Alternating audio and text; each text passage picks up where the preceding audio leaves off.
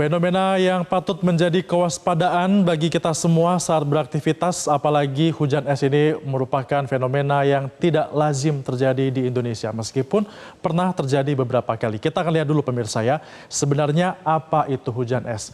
Nah, hujan es ini pemirsa, ini merupakan fenomena cuaca alamiah yang biasa terjadi pada masa transisi pancaroba, yakni dari musim, baik dari musim kemarau ke musim hujan ataupun sebaliknya. Kita ketahui saat ini di Jabodetabek ya sudah dirasakan ada hujan yang mana sebelumnya kita berada di musim kemarau. Transisi inilah yang mengakibatkan terjadinya adanya potensi hujan es. Lalu wilayah mana saja yang akan memiliki potensi turun hujan es? Tadi sudah dikatakan di seluruh wilayah Jawa Barat ini memiliki potensi. Nah, kawasan yang berwarna merah ini merupakan kawasan yang memiliki potensi tinggi. Terutama diantaranya adalah Kota Depok yang terdapat berpotensi tinggi, Kota Bogor juga, se-Kabupaten Bogor sampai dengan Kabupaten Sukabumi, di Cianjur, Kabupaten Bandung, sampai dengan Purwakarta, Karawang, dan juga Kota Bandung. Semuanya berpotensi untuk terjadi hujan es di sana. Untuk Anda harus bersiap-siap untuk menghadapi potensi ini. Lalu, kalau kita bicara soal hujan es, sebenarnya ini merupakan peristiwa yang pernah terjadi di Indonesia, meskipun jarang ya atau tidak lazim. Ada 6 titik yang pernah menjadi hujan es. Yang pertama, ini yang paling terbaru atau cukup terbaru adalah pada tahun 2019 tercatat di Sleman, daerah istimewa Yogyakarta dan juga Magelang. Kemudian juga yang terbaru lainnya adalah di Surabaya, Jawa Timur, terjadi pada 7 Maret 2017. Bahkan sebenarnya kawasan Jakarta pemirsa juga pernah menjadi atau mengalami hujan es, yakni pada tanggal 26 Maret 2016 di Jakarta Selatan dan juga Jakarta Timur, dan juga beberapa wilayah lainnya yang masih berada di Pulau Jawa, yakni di Bekasi, Trenggalek, dan juga Cimahi. Artinya sudah pernah ada kejadiannya, tapi tetap saja kita harus waspada karena ini merupakan fenomena yang akan terjadi dan diprediksi akan terjadi sesaat lagi. Lantas bagaimana prediksi cuaca sepekan ke depan dan apakah hujan es ini akan melanda wilayah Jawa Barat seperti yang sudah diprediksikan?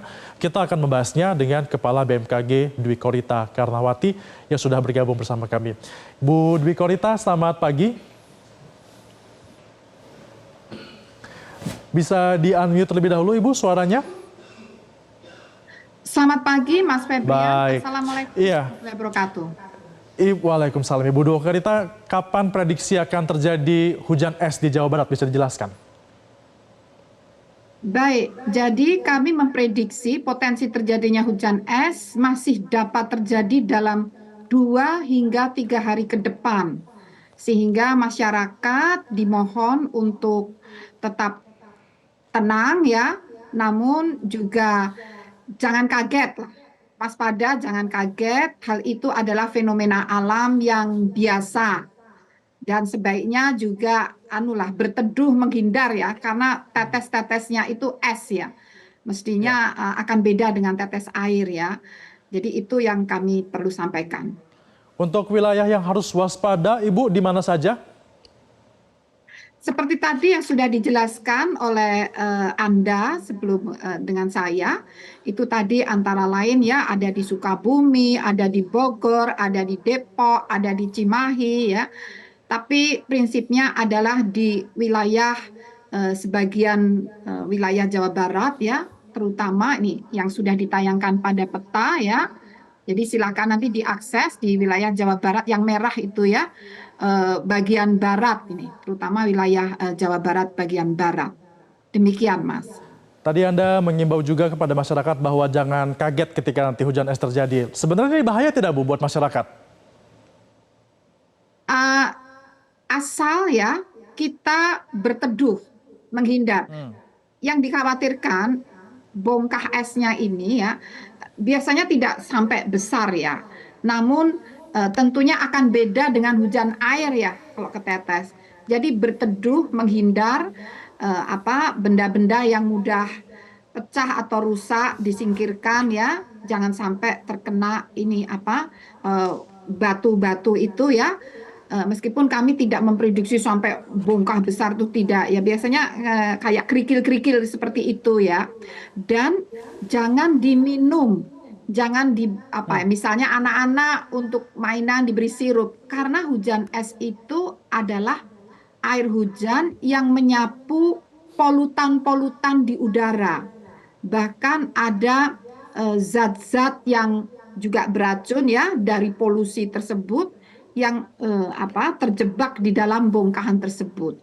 Jadi bahayanya adalah jangan sampai itu ditelan masuk ke dalam tubuh kita. Demikian. Artinya kalau melihat hujan es, jangan diambil, jangan dikonsumsi seperti itu ya, Bu Dwi Korita ya. Ibu, kemudian kalau nanti sudah hujan seperti itu, ini intensitasnya biasanya akan berapa lama terjadi? Ya, kami akan memberikan peringatan dini hujan ya. Tapi peringatan dininya bukan peringatan dini hujan es, begitu tidak. Peringatan dini hujan. Nah, biasanya tidak sampai 1 jam begitu ya. Karena ini kan peralihan musim kemarau ke musim hujan. Hujan tidak akan berlangsung berjam-jam, itu tidak. Ya, paling lama insya Allah hanya 1 jam atau bahkan kurang. Demikian. Nah, fenomena ini kan saat ini akan berfokus di Jawa Barat, tapi sebenarnya pernah juga terjadi sampai dengan Yogyakarta. Ada kemungkinan tidak akan bergeser juga sampai ke wilayah timur lainnya di pulau-pulau Jawa atau pulau lainnya di Indonesia? Asal faktor penentu pembentukan hujan es itu tadi ya, adanya tekanan udara, suhu udara. Jadi sebetulnya prinsipnya itu kan terbentuk saat terjadi pembentukan awan-awan cumulonimbus yang membumbung tinggi. Nah, karena tinggi ya, sehingga suhu semakin ke atas, suhu udara ini kan minus ya. Minusnya bisa mencapai 60 derajat Celcius, terutama di daerah dengan topografi yang tinggi. Jadi di pegunungan, di gunung itu ya, di situ terbentuk awan, awannya juga tinggi sehingga minus. Nah, saat terkondensasi menjadi tetes hujan, jadi ini kan sudah menjadi es di atas, kemudian drop ini jatuh. Nah, jatuhnya ini masih dalam bentuk kerikil atau bongkah es ya, karena begitu cepatnya tidak sempat ini mencair.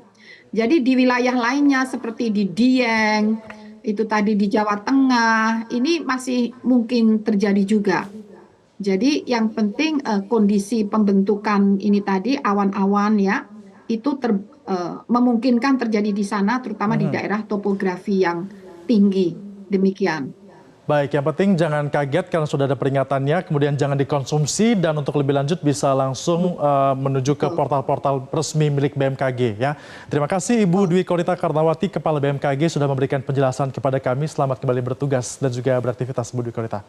Jelajahi cara baru mendapatkan informasi. Download Metro TV Extend sekarang.